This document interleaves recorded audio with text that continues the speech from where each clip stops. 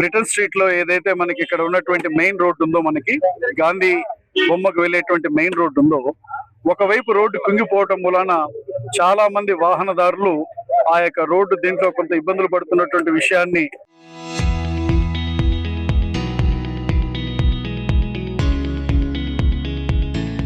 వెంకటప్ప గారు వీళ్ళందరూ నా దృష్టికి తీసుకురావడంతో దీనికి ఒక 7 లక్షల రూపాయలు నిధులు పెట్టి ఆ రోడ్డుని వెంటనే సిమెంట్ వేపించి ఇబ్బంది లేని విధంగా తయారు చేసేదానికి ఇప్పుడు ఇక్కడ భూమి పూజ చేయడం జరిగింది.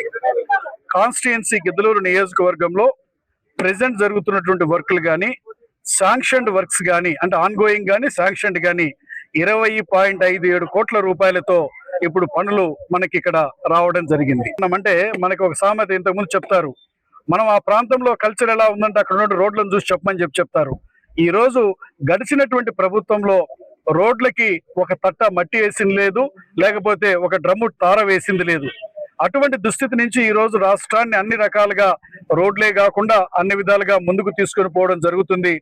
ఈ రోజు జరుగుతున్నటువంటి పరిస్థితులను కూడా ఒకసారి మనం గుర్తు చేసుకుంటే, రాష్ట్రంలో ముఖ్యమంత్రి గారు చంద్రబాబు నాయుడు గారు, ఉప ముఖ్యమంత్రి గారు పవన్ కళ్యాణ్ గారు ఇద్దరు ప్రధానమంత్రి నరేంద్ర మోడీ గారి యొక్క సహకారంతో రాష్ట్రాన్ని అభివృద్ధి దిశలో తీసుకొని పోతుంటే, ఓర్వలేనటువంటి వైఎస్ఆర్ కాంగ్రెస్ పార్టీ అధినాయకుడైనటువంటి జగన్మోహన్ రెడ్డి గారు అనవసరమైనటువంటి నిందలు ముఖ్యమంత్రి గారి మీద వేయడం జరుగుతుంది.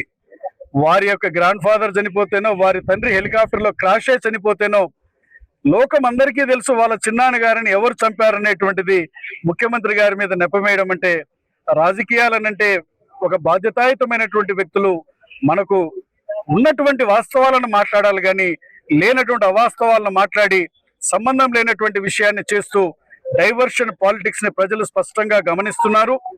మంచి చేసే వాళ్ళని, అభివృద్ధి చేసే వాళ్ళని, దూరదృష్టితో మన రాష్ట్రాన్ని ముందుకు తీసుకొని పోయేటువంటి వ్యక్తి నారా చంద్రబాబు నాయుడు గారని ప్రజలందరికీ తెలుసు.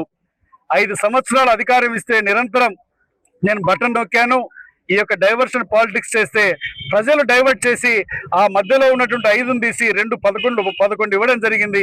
ఇది మనం గుర్తుపెట్టుకోవాలని చెప్పి నేను ఈ సందర్భంగా తెలియజేస్తూ, ఏది ఏమైనా ఎన్డీఏ కూటమి ప్రభుత్వంలో రోడ్లకే కాదు, రైతులకే కాదు, యువతకే కాదు, మహిళలకే కాదు, ఉద్యోగస్తులకే కాదు, అన్ని విధాలుగా ప్రభుత్వం అనేటువంటిది ఈ రోజు ముందుకు తీసుకొని పోతుందని తెలియజేస్తూ నేను సెలవు తీసుకుంటా ఉన్నాను.